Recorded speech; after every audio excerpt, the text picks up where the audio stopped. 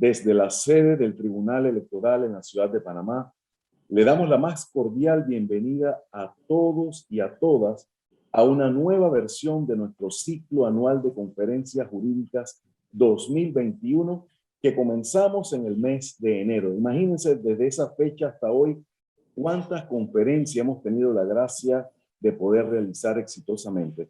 Por eso les damos las gracias a Dios, nuestro Dios, por esta nueva oportunidad y nos regocijamos de contar nuevamente con todos ustedes, amantes de la democracia y amigos del derecho y de la justicia. Y le damos la más cordial bienvenida a quienes nos acompañan por primera vez, porque siempre sumamos nuevos participantes, pero también aquellos que nos han acompañado fielmente durante todo el año, desde la primera conferencia hasta ahora, en las diversas actividades de capacitación y formación ciudadana que organiza el Instituto de Estudios Democráticos del Tribunal Electoral. Vale señalar que estas jornadas se extienden hasta el mes de diciembre y que después de hoy hemos organizado dos más, el 30 de noviembre y el 15 de diciembre, y ojalá pudiéramos contar con todos ustedes nuevamente y aún sumar a más participantes.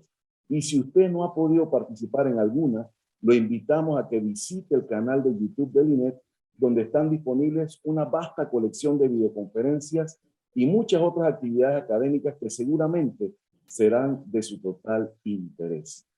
Muy bien, en este ciclo de conferencias participan connotados expositores nacionales e internacionales que comparten con la audiencia sus conocimientos y experiencias en la materia e incluso responden inquietudes del público. Hoy tenemos la gran bendición de contar con un extraordinario conferencista y connotado académico de gran reconocimiento. No piensen ustedes que porque ya este ciclo está concluyendo, la calidad de nuestras actividades va a ir mermando. Todo por el contrario, así como en las bodas de Caná de Galilea, el mejor vino se sirve al final.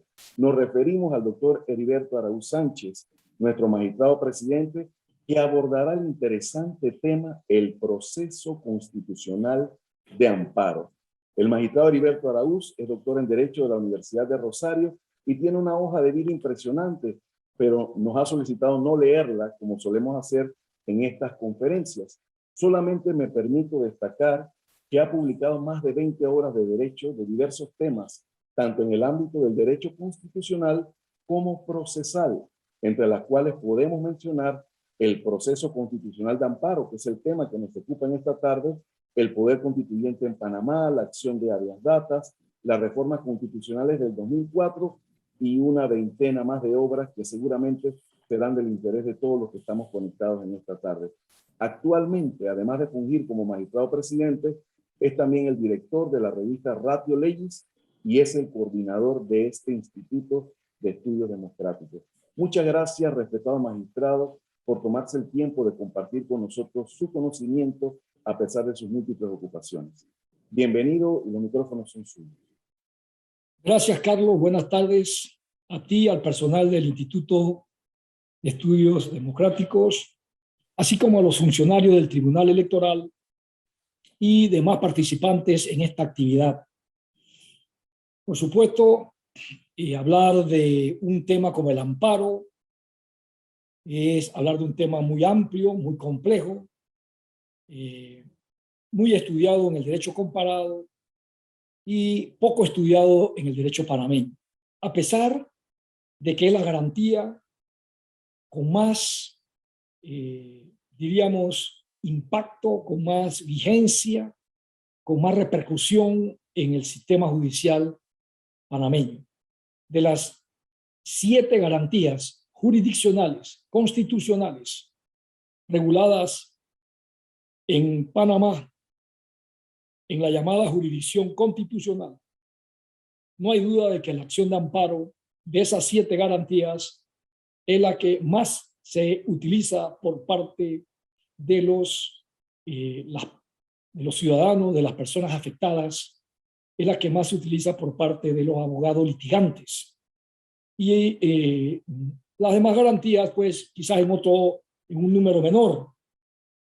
De allí que hay que darle mucha importancia al análisis y al estudio de esta importante herramienta jurisdiccional, al cual, como dijo Carlos, le dediqué dentro de mi producción bibliográfica, le dediqué más de un año estudiando, revisando material, doctrina de autores extranjeros, la jurisprudencia de los tribunales de otros países y, por supuesto, de la jurisprudencia de la Corte Suprema de Justicia en pleno al momento de resolver una demanda como es esta del amparo.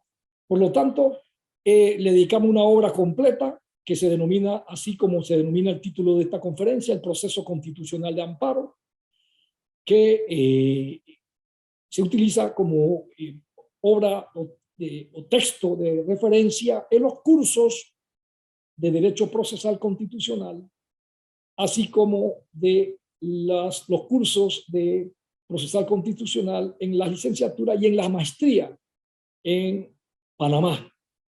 Y en parte porque el proceso de amparo, el procedimiento y el instituto conocido como el proceso de amparo, no es una materia que se estudie de manera autónoma en nuestras carreras de leyes, en nuestras universidades en Panamá. No hay en Panamá ninguna facultad de derecho de ninguna universidad, en ninguna escuela de derecho de Panamá que tenga una materia que se llame el amparo.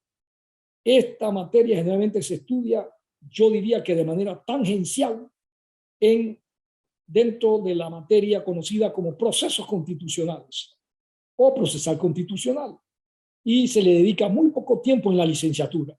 De allí que gran parte de nuestros profesionales del derecho salen con una muy pobre, muy endeble, muy básica formación en cuanto al amparo se refiere. Y por supuesto en cuanto a las demás garantías también. Dije al inicio de mi intervención que las garantías jurisdiccionales constitucionales reguladas en su mayoría en el libro cuarto del Código Judicial, entre ellos el amparo, y la otra es la que se regula en la ley secta del año 22, en la ley secta del 2002, perdón, que es la acción de habeas data. Estas garantías tienen un procedimiento especial, cada una de ellas, su característica y su naturaleza jurídica muy especial. Me refiero a la demanda de inconstitucionalidad, a la advertencia de inconstitucionalidad, a la consulta de inconstitucionalidad, a la objeción de inexequibilidad, a la acción de amparo, a la acción de habeas corpus y a la acción de habeas data. Estas son las 7 garantías que integran la denominada jurisdicción constitucional. Las 4 primeras que mencioné integran la denominada jurisdicción constitucional de normas abstracta o la llamada jurisdicción constitucional objetiva, que en el derecho procesal constitucional también se le denomina guarda de la integridad de la Constitución, como lo hace nuestra Constitución de Panamá en el artículo 206, y en la doctrina se le denomina el control de la constitucionalidad, y la llamada jurisdicción constitucional de actos o subjetiva, que está integrada por las 3 últimas garantías que mencioné, a saber, el habeas corpus, el habeas data y la acción de amparo. Entonces, hablar en 40 minutos de una herramienta muy valiosa en defensa o para la defensa de los derechos fundamentales, entiéndase, derechos que constan ya sea en la Constitución de la República o en tratados internacionales de derechos humanos que haya firmado la República de Panamá, hablar en este tiempo, 40 minutos aproximadamente, no es tarea fácil. Tengo que hacer necesariamente puntualizar aquellos aspectos que considero más relevantes de esta importante garantía constitucional. Y a eso me dedico en los próximos minutos. Agradezco a Carlos que me indique cuando se han vencido mi tiempo, sí, cuando se ha llegado he agotado el tiempo que me ha dado el INET para exponer este tema y abrir el periodo de preguntas y respuestas si pues, alguno de ustedes que me escuchan, que me ven, pues tienen alguna inquietud o algún interrogante sobre alguno de los aspectos planteados en esta conferencia. Así que hablar de amparo pudiéramos perfectamente tomar aquí muchas horas y vamos a ser lo más precisos en los aspectos más generales de este importante instrumento de defensa de derechos, como lo es el amparo. En primer lugar, definir la naturaleza jurídica del amparo.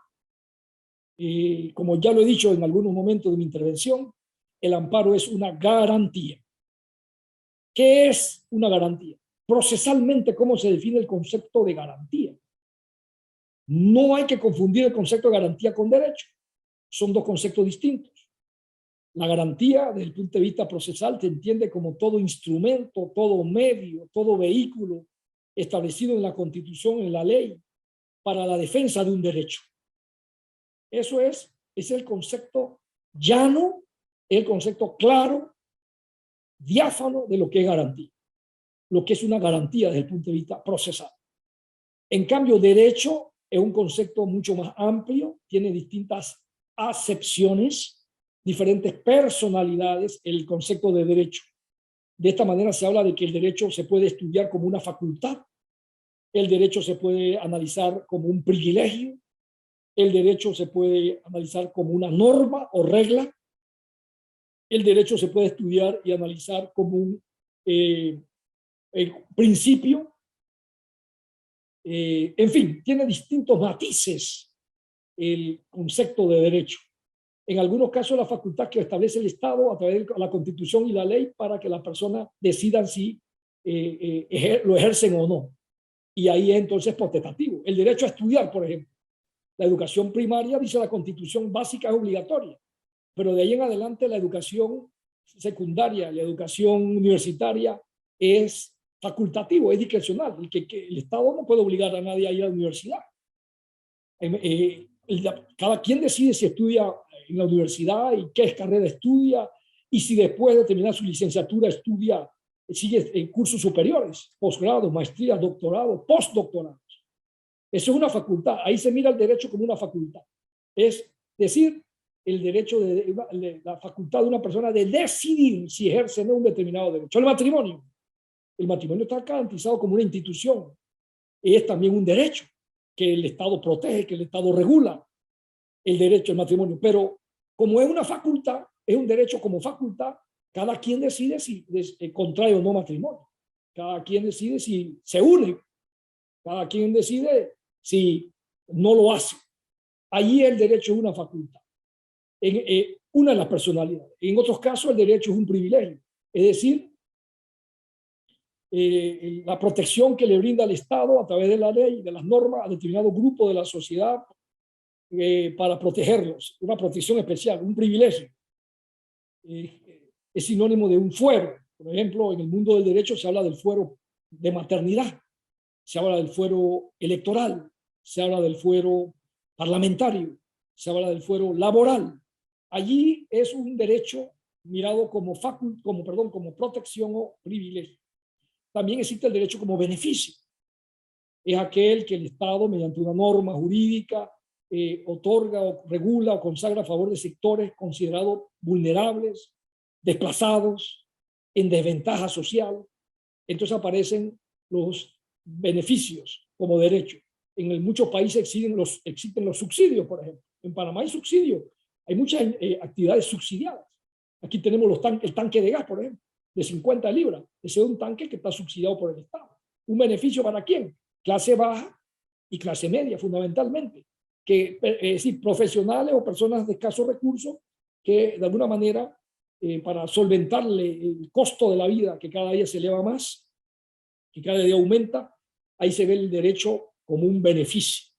Lo mismo que el famoso ángel guardián, lo mismo que el 120 para los 65, antes era 100 para los 70. Ese tipo de programa desarrollado por el Estado con una filosofía, con una mística social, que van dirigidos a cierto grupo o sector de la población, es un derecho como beneficio. Y el derecho como una regla o norma. Y desde ese punto de vista se habla entonces del derecho laboral, del derecho civil, del derecho comercial o mercantil, del derecho agrario, del derecho de familia, del derecho constitucional, del derecho internacional, público o privado, en fin, tantas ramas haya del derecho, pero aquí el derecho entonces está concebido como regla, ya no como regla, como norma, con carácter imperativo, y ya no entonces como un beneficio, ya no como una facultad, ya no como un privilegio, sino como una regla de conducta en sociedad o regla de conducta definida en un procedimiento. Entonces, como vemos, no hay que confundir el derecho con la garantía. Tanto es así que destacados juristas de otras naciones, como el desaparecido autor argentino Augusto Morelo, o el destacado procesalista ya desaparecido Cipriano Gómez Lara de México, o Humberto Briceño Sierra de México, o Hernando Davis Echandía de Colombia, o nuestro querido maestro doctor Adolfo Alvarado Ellos de Argentina, Domingo García Belaúnde de Perú, Jairo Parra Quijano de Colombia, Jesús González Pérez de España, más recientemente una eminencia en el derecho procesal y estudioso de estas ramas y de estos temas, como lo es Joan Picó y Junoy en España, y más reciente en México, más recientemente Eduardo Ferrer Magregor o Héctor Fixamudio. En fin, tenemos una pléyade, un grupo muy importante de autores, la mayoría procesalistas, que han dedicado gran parte de su vida al estudio del derecho, la teoría general del derecho y al estudio de las instituciones procesales en diferentes ramas o especialidades, particularmente en el procesal civil, que en Panamá, hablando de grandes procesalistas, nos dejó un tremendo pensamiento e influencia el desaparecido maestro Jorge Fábrega Ponce, y sus obras de innegable aporte jurídico han sido utilizadas durante décadas por las escuelas de leyes de nuestras universidades en Panamá. Entonces, en primer lugar, puede definir esta naturaleza jurídica. El amparo no es propiamente un derecho. El amparo es una garantía, entendiendo, repito, como garantía, el instrumento, el vehículo o medio que la Constitución o la ley establecen para proteger un derecho. Y como decía el autor argentino Augusto Morelo, la garantía es la protectora y el derecho es el protegido. Sin garantía, los derechos serían letra muerta. Las garantías desde el punto de vista procesal, cuyo escenario es el escenario ideal, el escenario natural, es el proceso judicial o el procedimiento administrativo, es el terreno apropiado para el desarrollo y ejercicio de las garantías. El derecho como tal, entonces, se concibe como bajo una prisma o concepto de que es una regulación sustantiva, o sustancial o material. Y es así como se habla entonces de la norma material o sustantiva, o del derecho sustantivo, y del derecho procesal o adjetivo o instrumental, dentro del cual se estudia de manera detallada en otros países y en Panamá esta importante institución como lo es el amparo. Así que el amparo es una garantía, va dirigida a proteger ¿qué derechos? Los derechos que están en la Constitución, los derechos constitucionales. Pero además, también los derechos convencionales. Recordemos, y aquí hay que hacer una distinción, que cuando hablamos del proceso de amparo, hay que tener claro la evolución que ha tenido esto en los últimos 30 años en Panamá. Tradicionalmente, el amparo se le concibió como una garantía dirigida a proteger derechos fundamentales. Y cuando hablamos de derechos fundamentales, nos estamos refiriendo a aquellos derechos que constan en la Carta Fundamental, es decir, en la Constitución de la República. Aún reconociendo, como lo anoto en el libro que lleva este título, este tema, aún reconociendo que la expresión de derechos fundamentales también ha sufrido una importante evolución a través del tiempo, a través de los últimos años, particularmente después de la Segunda Guerra Mundial. Eso lo podemos conversar en otro momento porque es un tema mucho más, un tema específico y de mayor desarrollo que sobrepasaría el tiempo que me han dado acá para hablar del amparo, al menos en sus principales matices del amparo. Entonces, en la versión tradicional, que es la que está concebida en la Constitución de Panamá y es la que está concebida en el Código Judicial, libro 4, de instituciones de garantía, como se le llama. En la versión tradicional o clásica, como está concebida en nuestro sistema jurídico actual, el amparo procede o defiende o va dirigido a defender o tutelar derechos que están en la Constitución de la República, tradicionalmente conocido como derechos fundamentales. En la versión moderna del amparo, que en nuestra Constitución y en nuestra ley, Código Judicial, no está, y sí lo está en la mayoría de del derecho comparado de América Latina, Colombia, Chile, Ecuador, Bolivia, Perú, Argentina, Brasil, Guatemala, Venezuela, muchos de estos países de la región, la mayoría tienen regulado en la Constitución de sus países y en sus normas de procedimiento el amparo bajo la versión moderna, bajo la visión moderna de que vivimos en nuestros actuales tiempos. Panamá se ha quedado atrás en esa regulación. Lamentablemente, tenemos una legislación procesal constitucional anticuada, desfasada, anquilosada, se quedó en el tiempo.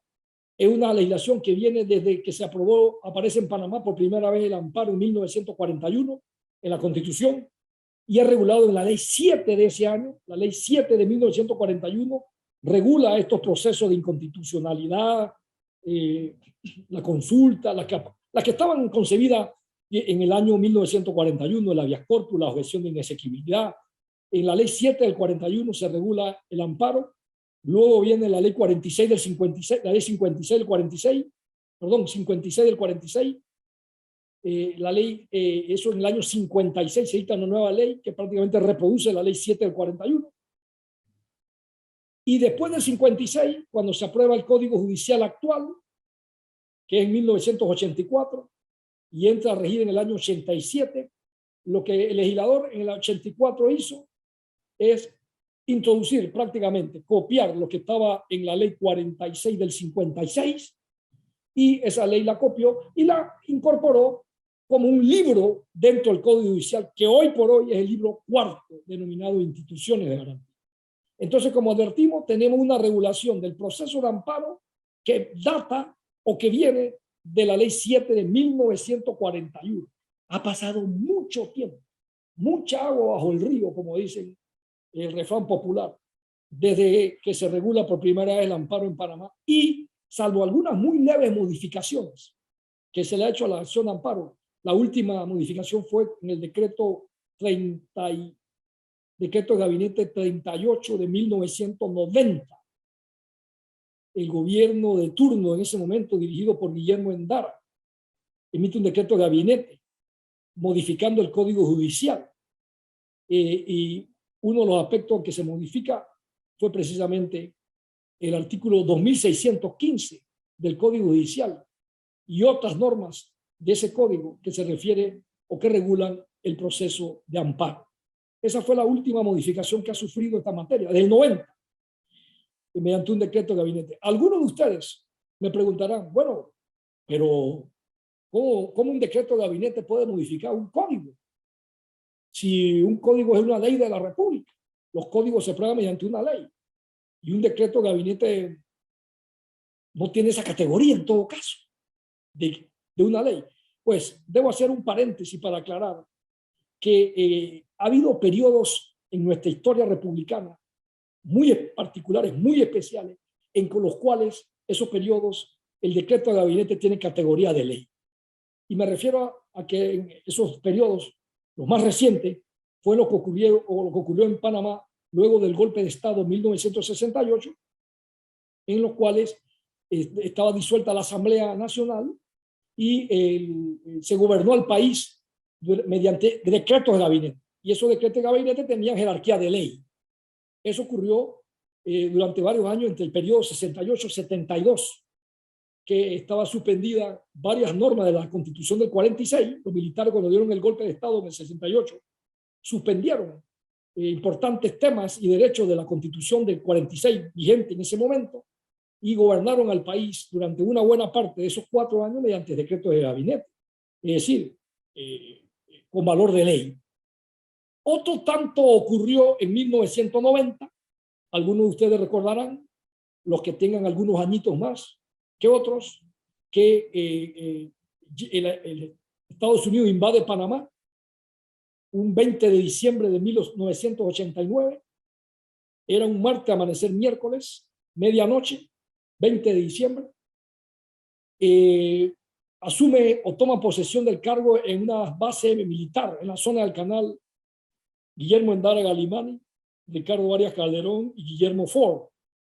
Ellos habían ganado las elecciones en mayo del 89 y lamentablemente el gobierno de la dictadura de ese año decidió anular las elecciones. Y el país estuvo gobernado por presidentes puestos prácticamente a capricho de los militares de turno, hasta que se dan los hechos de la invasión, y en 20 de diciembre, que es la invasión, días posteriores, toma posesión en una base en la zona del Canal en ese entonces, el presidente Guillermo Endara, que había ganado ampliamente las elecciones en mayo del año 89. Pues bien, a partir del 20 de diciembre y hasta el 1 de marzo del año 90, se gobernó en Panamá mediante decreto de gabinete. No había asamblea, no estaba funcionando la Asamblea Nacional. Hubo que hacer incluso elecciones parciales posteriormente para completar el número de diputados, en ese entonces legisladores que se le denominaba, a los que para integrar la Asamblea Nacional. Así que el gobierno dicta un estatuto de retorno inmediato al orden constitucional, algo así se le denominó, y en ese estatuto se determinó que el gobierno iba a legislar mediante decretos de gabinete. Y esos decretos de gabinete, varios de ellos están vigentes a la fecha, son decretos con valor de ley. Así que por eso le decía que uno de los decretos de los que dictó el gobierno en ese periodo de diciembre a febrero, que el país tuvo sin un órgano legislativo funcionando, el país fue gobernado mediante decreto de gabinete, y uno de ellos, el decreto de gabinete 50, el decreto de gabinete 50 de ese año, 1990, se modifica el Código Judicial y algunos aspectos referentes a la acción de amparo. Conclusión de esta primera parte: el amparo es una garantía, pero también su naturaleza jurídica tiene una, yo diría, visión bastante ecléctica, bastante híbrida. No es una naturaleza jurídica muy definida con respecto a otras garantías, porque el amparo, además de ser una garantía, también es un proceso. Pero además, como todo proceso judicial, el amparo se ejerce mediante una acción procesal. Y la acción procesal se materializa con un documento o un escrito que se llama demanda. Así que, como ocurre con otros procesos, hay una acción procesal, hay una demanda, hay un proceso judicial, hay un procedimiento del proceso judicial, y de ahí en adelante se reúnen todas las características de un proceso judicial, que lo distingue del procedimiento administrativo, por ejemplo. Hay varios elementos muy claros que distinguen un proceso judicial de un procedimiento administrativo, y que todo profesional del derecho debe saber. Para que haya proceso judicial tiene que haber acción procesal, tiene que haber jurisdicción, tiene que haber juez, tiene que haber sentencia, tiene que haber cosa juzgada. Esas son las características inescindibles del todo proceso judicial. A diferencia del procedimiento administrativo, donde no hay acción procesal, no hay juez, no hay jurisdicción, no hay cosa juzgada. Ninguno de esos institutos o características propios o propias del proceso judicial lo tiene, por ejemplo, el procedimiento administrativo, que tiene una personalidad muy particular y muy propia, de la cual podemos hablar más adelante. Aquí va a haber un seminario sobre el procedimiento administrativo que vamos a estar organizando con el INET, Dios mediante, para el mes de febrero. Y vamos a estar organizando ese seminario con la participación de varios administrativistas y procesalistas. Y pues lo más seguro que estaré nuevamente con ustedes analizando algunos aspectos del procedimiento administrativo panameño consignado en la ley que regula la materia, que es la ley 38 del 2000. Entonces, el amparo es un proceso, es una garantía, se ejerce mediante una acción procesal y se materializa mediante una demanda. Es un proceso que tiene algunos principios muy particulares. Recordemos que en materia procesal hay unos conjunto, un grupo de principios procesales que son comunes a todos los procesos e incluso alcanzan algunos procedimientos administrativos, pero también los procesos tienen principios muy especiales y particulares. El amparo tiene una serie de principios que lo gobiernan, que lo dirigen, que lo inspiran. Algunos de esos principios también se aplican a otros procesos constitucionales, como ya lo mencioné, como el de inconstitucionalidad, como el del habeas corpus, por ejemplo. Pero también el amparo tiene algunos principios particulares. ¿Cuáles son los principios que inspiran el proceso de amparo? La supremacía constitucional, en primer lugar, que es un principio común en todos los procesos constitucionales. La supremacía constitucional, que ya la conocemos, bajo las dos caras o versiones de la supremacía constitucional, a la que se refieren destacados autores estudiosos de esta materia. Me refiero a la supremacía constitucional normativa o normofológica y a la supremacía constitucional axiológica, es decir, a la supremacía constitucional de normas y a la supremacía constitucional de principios y valores que consagra la Constitución de la República.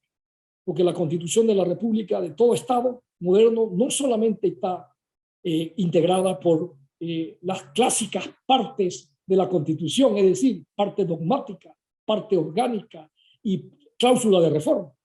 Hay una cuarta parte de la Constitución que consagra el denominado preámbulo, y que en la mayoría de las constituciones del mundo se establece una declaración de principios, una declaración de valores, que deben ser los rectores de la letra y el espíritu de la arquitectura constitucional.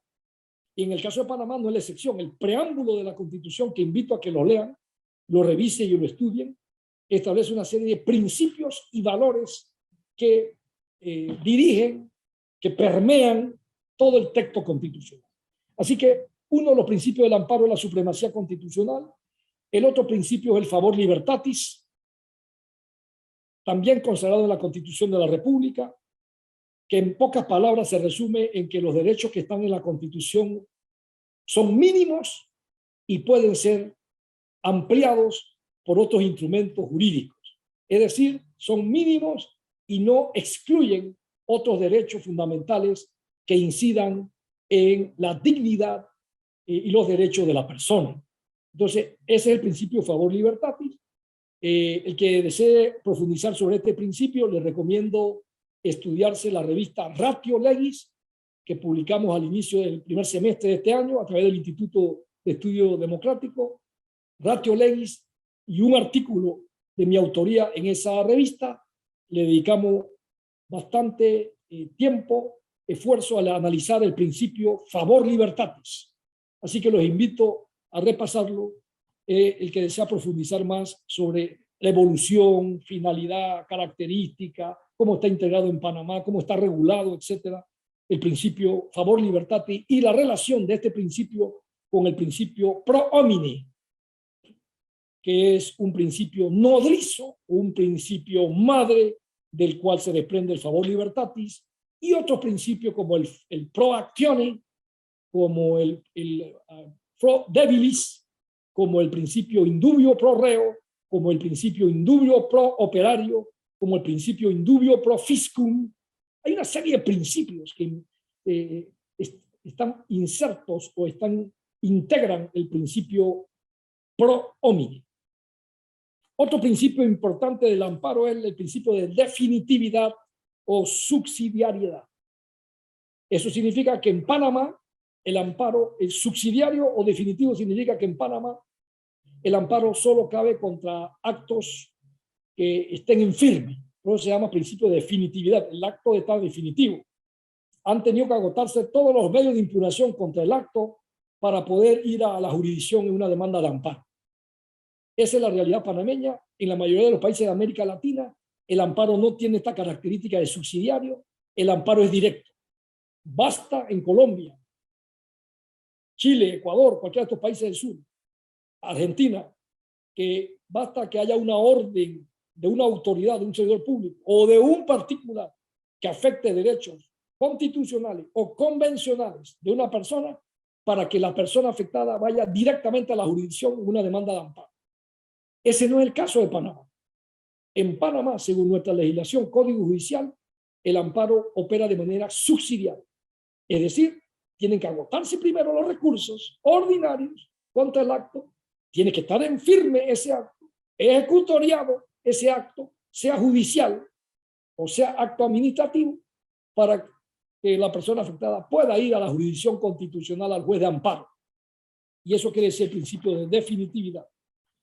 Otro principio del amparo es el principio de estricto derecho, que significa que el juez que resuelve un amparo, una demanda de amparo, está atado, está condicionado a resolver el proceso, a decidir o desatar la controversia constitucional con base en lo que consta en la demanda.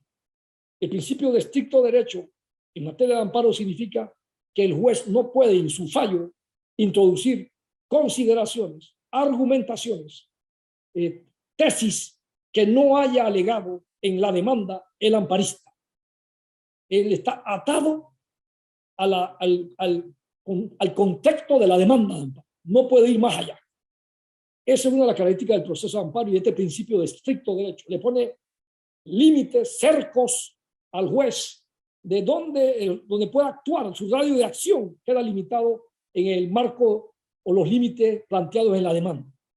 Muy distinto ocurre, por ejemplo, con la demanda de inconstitucionalidad, que en la demanda de inconstitucionalidad, como ustedes saben, el juez constitucional no está atado únicamente para resolver esta demanda, al dictar la sentencia, a los textos constitucionales o normas que el demandante o el actor presenta en la demanda de inconstitucionalidad.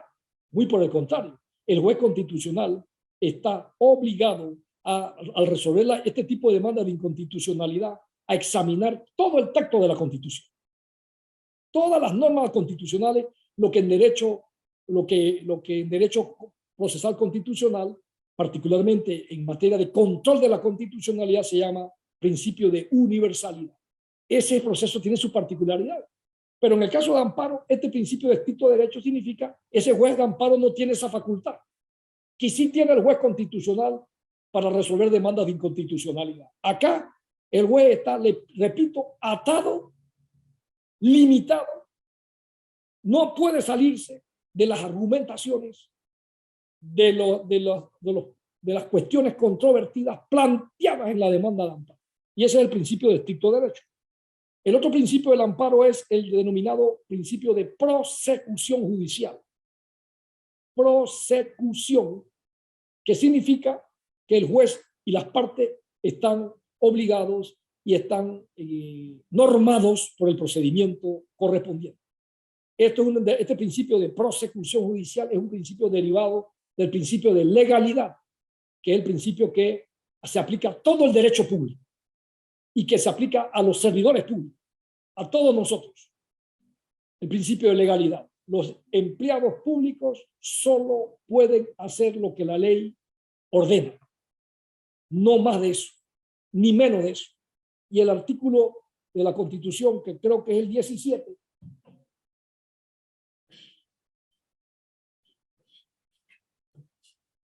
así lo establece de manera clara y contundente cuando dice: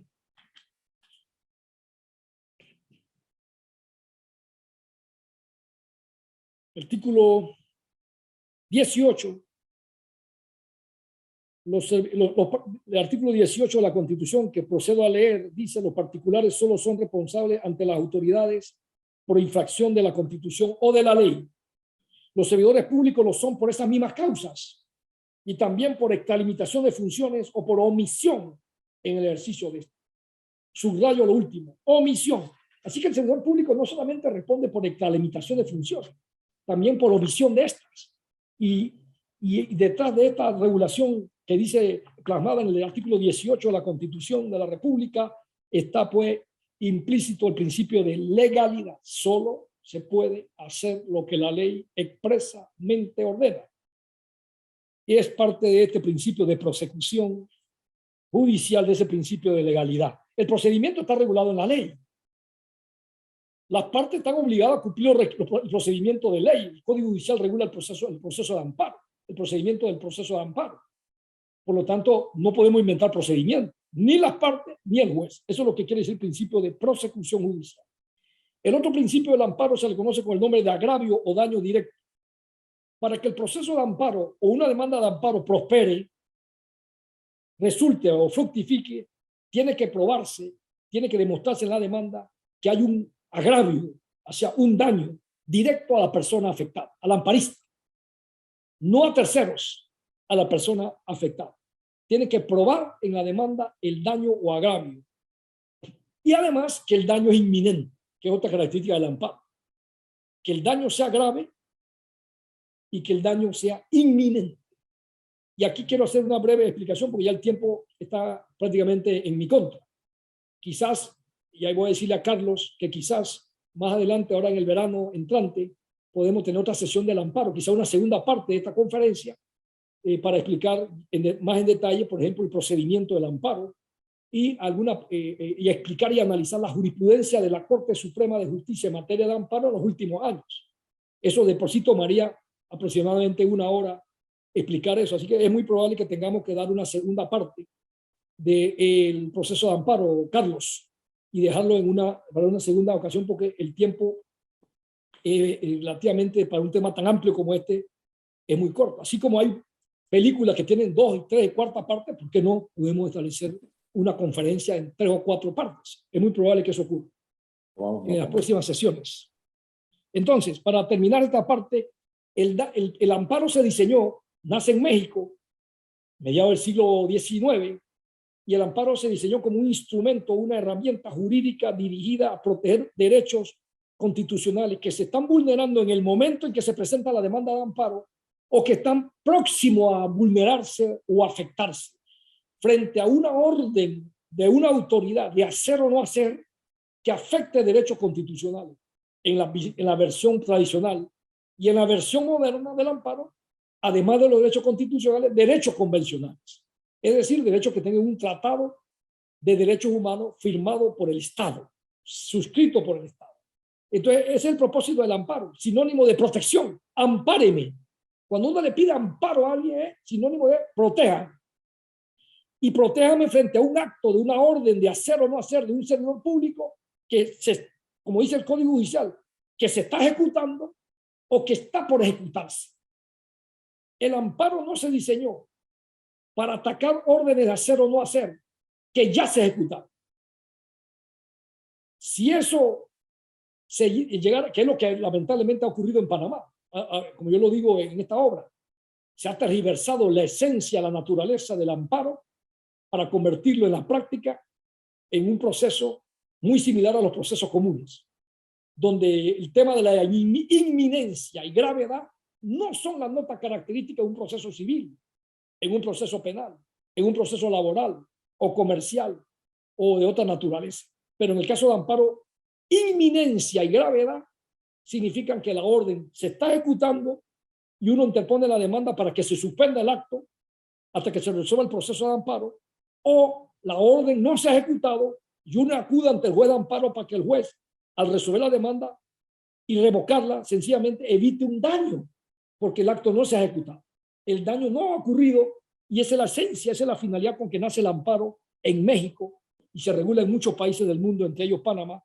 Pero, reitero, la jurisprudencia patria, de eso podemos hablar más adelante, lamentablemente ha tergiversado, ha desnaturalizado, ha desconocido, ha ignorado la esencia, la razón de ser de la acción de amparo, que es la que estoy explicando aquí.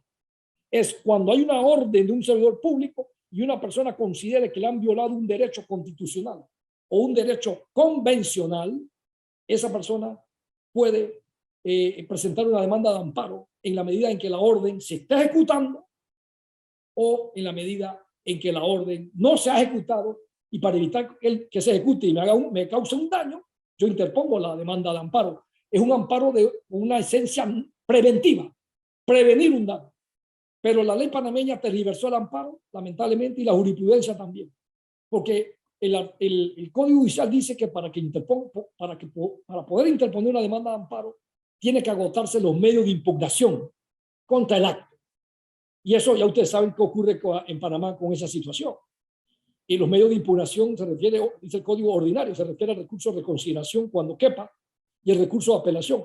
Y todos los abogados en este país sabemos lo que se toman las autoridades en resolver un recurso de apelación. Si es una resolución judicial, eso puede tomar meses. Si es una resolución administrativa, puede tomar hasta 2 meses, que es el tiempo que da la ley 38 para el agotamiento de la vía gubernativa con el recurso de apelación. Y si el daño ya se causó, o si la orden ya se ejecutó, ¿para qué hacen ir al administrado a un procedimiento de recursos, ya sea en la vía administrativa o recursiva o en la vía judicial, si cuando ya terminan finalmente de resolver el recurso, ya la orden y el daño, la afectación de derechos constitucionales o de derechos convencionales, ya se dio? Entonces ahí hay un tema que hay que replantear en el futuro para retomar la esencia del amparo. Estos son los principios más importantes que puedo mencionar que inspiran el proceso constitucional de amparo, que es un proceso especial. Termino con estas notas, que es un proceso especial, que la demanda de amparo debe reunir, dice el Código Judicial, los requisitos de una demanda común, es decir, la demanda del civil, que está regulada en el Código Judicial, pero además la demanda de amparo, además de los requisitos comunes, el amparo también tiene unos requisitos, la demanda tiene unos requisitos especiales. Esos requisitos especiales de la demanda de amparo son mencionar el nombre del funcionario que pidió la orden de hacer o no hacer. El segundo requisito es mencionar la orden expresa que usted está atacando. Si es una resolución que dictó el alcalde, el gobernador, un ministro, resolución número tal, de tal fecha, expedida por el señor ministro de gobierno. Debe identificarse el acto, como acabo de señalar, o la orden que ataco, el nombre del servidor público lo que lo expidió, y otro requisito especial de la demanda de amparo es que debe señalarse cuáles son los derechos fundamentales que se estiman violados o infringidos y el concepto de la infracción. El demandante, el amparista, tiene que reunir estos requisitos especiales, cumplirlo en su demanda para que sea admitida. El amparo, a diferencia de una demanda civil, no admite corrección de demanda. Como estos procesos constitucionales tienen esa característica. Aquí no hay una etapa de corrección de demanda como ocurre en una demanda civil, en la vía ordinaria. Si la demanda está mal presentada o incompleta, en la ley panameña el código dice que se rechazará de plano. Así que el amparista tiene que saber plantear muy bien su demanda, explicar qué derecho de la Constitución, citar la norma constitucional o convencional que a juicio suyo ha sido violada con la orden de hacer o no hacer, y además el concepto de la infracción, y explicarle al tribunal de amparo, al juez de amparo, cuál es el concepto en que a juicio del actor se violó estos derechos. Ya sea, esos conceptos son violación directa por omisión o comisión, indebida aplicación o interpretación errónea. 3 conceptos el que prepara la demanda debe explicar si se violó de forma directa por omisión o comisión, decir en qué consistió, si fue por comisión, que en la mayoría de los casos las demandas de amparo se basan en ese concepto, violación directa por comisión, o explicar si dice omisión, en qué consistió la omisión, en qué consistió la indebida aplicación o en qué consistió la interpretación errónea. Esos son los conceptos que deben explicarse, que son requisitos especiales de la demanda de amparo. Bien, el tiempo se nos agotó, trato de ser muy ajustado al tiempo. Nos queda mucho más por hablar sobre el amparo. Esta es una materia, repito, muy amplia. He esbozado ante ustedes más bien ideas generales del origen de esta institución en México, que llega a Panamá en 1941, que se regula por primera vez en la Ley 7 del 41, que luego se repite en la Ley 46 del 56, que luego es modificado en el Decreto de Gabinete 50 del 90, y que aparece pues finalmente regulado a la fecha de hoy en el Código Judicial, libro 4, todas las normas referentes al procedimiento de amparo, como un proceso sumario, un proceso, dice la ley y la Constitución, que es un proceso sumario. En la práctica no lo es, porque en la práctica una demanda de amparo, un proceso de esto se resuelve meses después. Así que en la práctica la jurisprudencia no ha respetado la esencia de esta importante garantía protectora o tuteladora de derechos constitucionales y de derechos convencionales. De seguro hablaremos con Carlos para que mueva su influencia ahí en el INEP, a ver si nos dan una segunda oportunidad y podemos hablar ahora en enero, febrero, de una segunda parte del proceso de amparo. Muchas gracias a todos. Muchísimas gracias, respetado magistrado, por tan excelente conferencia. Queremos agradecerle también a los más de 200 participantes que han estado desde distintas partes del país, y no solamente del Tribunal Electoral, de otras instituciones a las que se invitaron, abogados de diversas instituciones, de la Contraloría, del Ministerio Público, de la Procuraduría de la Administración, del Ministerio de Gobierno y muchos otros, no quiero mencionarlo. Bueno, Carlos, entonces eso significa, Carlos, que todo ese público, destacado e ilustre público, van a quedar ahora para la segunda tanda, la segunda parte. Así es, una vez que pasen esta fiesta de fin de año en una fecha que fijemos. Así es, magistrado.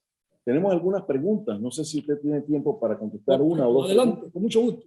Sí, hay 2 o 3 preguntas relacionadas al mismo tema, que es, o más bien es una inquietud, ¿por qué si el amparo es tan importante? Pues los tribunales de justicia a veces no responden con la celeridad que la misma ley exige a este tipo de acción de garantía procesal. Yo creo que es un tema cultural. El procedimiento está muy claro en el Código Judicial de esta garantía. Los términos, como un proceso sumario, los términos y los tiempos son cortos. El juez de primera instancia tiene 2 días para resolver la demanda. Se fija un día, un edicto, para que y al día siguiente se desfía y hay un día para sustentar la apelación. En fin, hay un procedimiento rápido. El Tribunal de Apelación tiene 3 días para resolver el proceso una vez que recibe el recurso de la alzada. Hay un procedimiento de términos, como todo proceso sumario, muy corto, y lamentablemente, a pesar de que la ley dice los tiempos, el sistema judicial tradicionalmente, no desde ahora, tradicionalmente no respeta esos tiempos, en particular cuando se trata de tribunales colegiados, cuando el amparo lo tiene que resolver el Tribunal Superior, por ejemplo, que son 5 magistrados, o cuando llega a la Corte, que son 9, un magistrado que le toque el reparto, el negocio como sustanciador, el magistrado presenta su proyecto, pero ahí tiene que dar lectura al resto del colegiado, 8 magistrados más, y pueden hacer observaciones, puede haber contraproyectos, y al final no se cumplen los tiempos que dice el Código Judicial, desafortunadamente. Creo que en el futuro Panamá tiene que revisar esta materia. Es hora de que Panamá cuente con un código procesal constitucional. Ya lo tienen varios países de América Latina. Eventualmente Panamá va a tener que tener su código y el libro cuarto desaparecería, el Código Judicial, libro cuarto, para convertirse. El gobierno anterior nombró una comisión de destacados colegas, una comisión dirigida a elaborar un código procesal administrativo. Esa comisión hizo su trabajo. Otra comisión se encargó de hacer un proyecto de código procesal constitucional. Ambas comisiones entregaron el proyecto y lamentablemente el proyecto quedó no durmiendo, roncando a pierna suelta en su momento en la asamblea. Allá se quedaron los proyectos.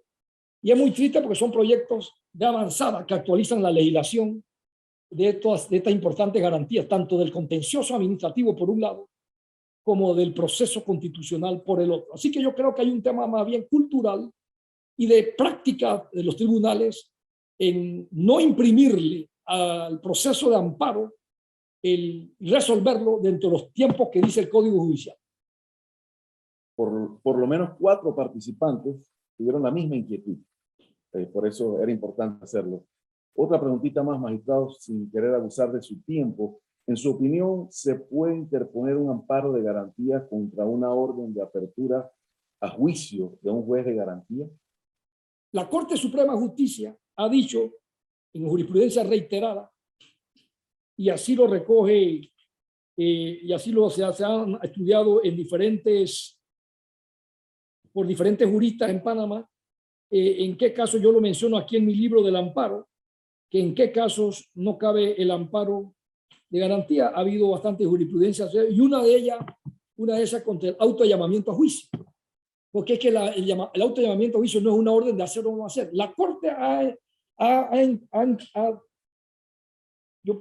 abordado qué se entiende por hacer o no hacer, porque la Constitución dice una orden emanada de un servidor público de hacer o no hacer. Y la Corte, basándose en criterios del gran constitucionalista del siglo XX, José Dolores Moscote, en su obra Derecho Constitucional, señaló que una orden de hacer o no hacer implica un mandato imperativo de una autoridad, de un servidor a una persona para que ejecute tal o cual acción o para que se abstenga de hacer. Entonces, eso es lo que ha dicho la Corte, citando al gran jurista José Dolores Moscote como orden de hacer o no hacer. Y la Corte ha entendido que un autollamamiento a juicio no es una orden de hacer, es una pieza procesal importante dentro de un proceso, y en el caso de los procesos, cualquiera que sea, en todo caso el amparo cabría es contra la decisión final del proceso, contra la decisión, la sentencia dictada dentro del proceso, que sí implica colocar a una persona en un determinado estatus o situación jurídica que puede vulnerar o afectar derechos fundamentales o derechos convencionales. Pero aquellos actos internos dentro del proceso, la Corte hay varias reiteradas jurisprudencias ha señalado que no son objeto de amparo. ¿Qué más? Muchísimas gracias. ¿Alguna otra pregunta? Hay un participante que incluso está preguntando, usted tiene una obra que se llama La suspensión del cargo público del servidor público. Yo tengo una obra que publiqué hace unos años atrás, más de 10 años, que se llama La suspensión del cargo del servidor público. Correcto, así es. Está preguntando, está haciendo una investigación sobre el tema y quiere obtenerla. ¿Dónde puede conseguirse sus obras, Manita? Bueno, lamentablemente muchas de las obras que yo he publicado, no he hecho nuevas reimpresiones. Por dedicarme a escribir nuevos libros, no me he dedicado a reimprimir libros anteriores, salvo algunos como el del amparo o el libro que publiqué hace 2 años que es de la teoría general del proceso. Y hay un libro que publiqué hace 2 años que también cedí los derechos de autor para el tribunal, que se entregara de manera a los funcionarios del tribunal electoral un ejemplar. Se imprimió en la imprenta del tribunal que se llama El debido proceso probatorio. Ese libro se le hizo llegar a los funcionarios, a los asesores legales de todo el tribunal electoral. Yo cedí mi derecho de autor y se imprimió una cantidad limitada de ese libro para los servidores del tribunal que fueran profesionales del derecho. Así que no tengo ese libro, lamentablemente, a disposición ahora mismo. Muy bien, bueno, muchas gracias, magistrado, por su excelente conferencia. Le damos la oportunidad de que usted pueda hacer una reflexión final o despedirse de los más de 200 participantes que hemos tenido muy atentos durante esta tarde. Gracias, Carlos. Solo para señalar que espero una segunda oportunidad para seguir conversando con el distinguido auditorio otros aspectos, la segunda parte de esta conferencia, y analizar entonces las distintas clases de amparo que hay en el derecho comparado. Panamá tiene un tipo de amparo nada más, pero países como Argentina, Chile, Ecuador, Perú, que hay un código procesal constitucional, tienen otras modalidades de amparo que no tenemos en Panamá. Podemos hablar de eso en la segunda parte de esta conferencia, así como hablar de la legitimación procesal del amparo, quienes tienen la legitimación procesal activa y la legitimación procesal pasiva, qué actos están excluidos en Panamá de la acción de amparo. La Constitución establece algunos actos que están excluidos de la acción de amparo y hay otros actos que la Corte ha dicho que están excluidos de la acción de amparo, que no están ni en la Constitución esos actos ni en la ley, pero la Corte, vía jurisprudencia, ha dicho, por ejemplo, que no caben amparo contra actos que dicte el presidente de la República. Por ejemplo, la Corte ha dicho que no caben amparo contra esas órdenes del presidente. Y en el Código no dice nada de eso, ni en la Constitución, pero es la Corte, vía jurisprudencia, la que ha establecido. Recordemos que en Panamá, como en muchos países de América y de otros continentes, los tribunales constitucionales, salas constitucionales o Corte Suprema de Justicia, que es el modelo que seguimos en Panamá, han venido en los últimos 30, 40 años teniendo un papel beligerante en la actividad legislativa judicial, en lo que se ha denominado el activismo judicial. Y hay tribunales de cualquiera de estos que he mencionado, salas constitucionales, Corte Constitucional o Corte Suprema, que han entrado en su jurisprudencia al terreno legislativo, estableciendo requisitos que deben estar en una ley, no en un fallo de la Corte. Le doy un ejemplo. ¿Cuál es el tiempo que tiene una persona luego que agota los recursos para ella presentar una demanda de amparo ante un juez? Usted busca el Código Judicial. ¿Cuál es el tiempo que erróneamente llamamos de prescripción y es de caducidad? Las acciones no prescriben, caducan. Y el código, lamentablemente, el Código Civil de Panamá habla de prescripción de las acciones. Evidentemente es un error del legislador cuando se dictó el Código Civil en el año 17, porque las acciones procesales no prescriben, las acciones caducan. Lo que prescribe es el derecho. Entonces, ¿cuál es el tiempo de caducidad para ir a un tribunal de amparo? El código no dice nada. La Constitución tampoco. La Corte del 90 ha dicho que el tiempo para presentar una demanda de amparo, luego de agotado los recursos, el tiempo de caducidad es 3 meses. Eso lo ha dicho la Corte, no está en la ley. Y quiero aclarar algo. La Corte Suprema tiene iniciativa legislativa. La Sala Cuarta, dice el Código Judicial, libro primero, que regula la organización judicial, le da facultad a la Sala Cuarta de presentar proyectos de ley para modificar los códigos de la República. Y la Corte muy bien pudiera, en vez de entrar en vía jurisprudencia a legislar, muy bien ha podido presentar proyectos de ley para modificar el código o llenar esos vacíos que de pronto no están en la ley. Pero no lo ha hecho y ha preferido vía jurisprudencia establecer requisitos y procedimientos que deben estar en la ley y no en fallo de la Corte Suprema. Ese es uno de los temas, de los tantos que hay debatidos sobre este importante instituto como es la acción de amparo, Carlos. Muchas gracias, magistrado. Hemos tomado nota y muy pronto vamos a informarle a todos ustedes cuándo se dictará la segunda parte de esta conferencia, así como el calendario de actividades para el próximo año. Sin embargo, les pedimos que estén atentos porque aún en lo que resta del año todavía tenemos algunas conferencias muy importantes que seguramente serán de mucha utilidad para todos ustedes.